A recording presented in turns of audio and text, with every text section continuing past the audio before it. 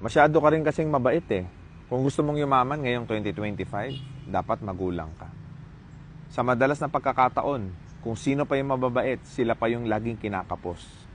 Kung sino pa yung masisipag, kung sino yung matsatsaga, kung sino yung pinakamapagbigay, sila palagi yung pinagkukulang.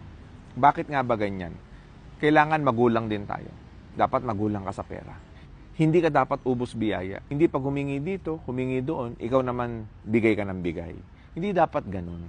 Dapat nagtitipid din tayo. Dapat nagsisinop din tayo. Dapat magulang ka pagdating sa pera.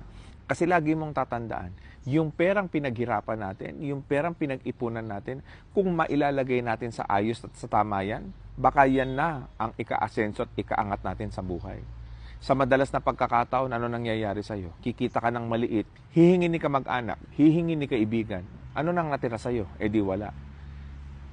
Pangalawa, dapat magulang ka rin sa oras. Hindi ka basta bigay ng precious na oras mo sa mga taong alam mo naman na hindi naman binavalue yung pagkatao mo.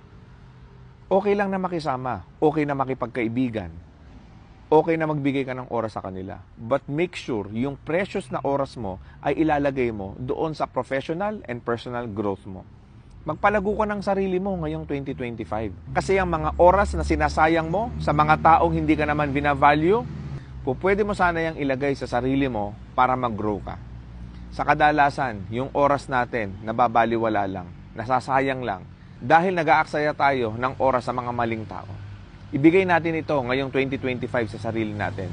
Dahil ang pagbibigay ng oras sa sarili mo ang makapagbibigay sa iyo ng napakalaking advantage sa buhay.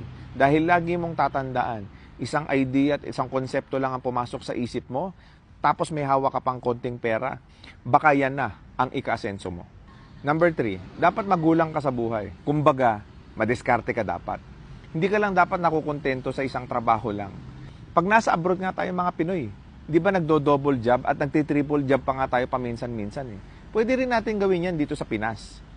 Ang kailangan mong gawin, dumiskarte ka ng extra. Magbenta ka ng mga bagay na gusto mong ibenta. Kasi kapag kumikita ka ng maliliit dito sa mga bagay na ito, natututunan mo yung pinaka-importanteng aspeto ng pagninegosyo, which is nasa sales. At pagka gumagaling ka dito sa sales, kumikita ka ng maliit, nade-develop yung entrepreneurship mo. At dahil nade-develop ito over time, malay mo, mabuksan mo na yung pinapangarap mong negosyo ngayong 2025. At the end of the day, dapat magulang tayo. Hindi tayo basta bigay ng oras, ng pera, ng sarili natin. Dapat full out tayo sa sarili natin. Kasi lagi niyong tatandaan na sa huli, ikaw lang din ang makakasolusyon sa ikapagtatagumpay mo sa buhay mo. Thank you so much.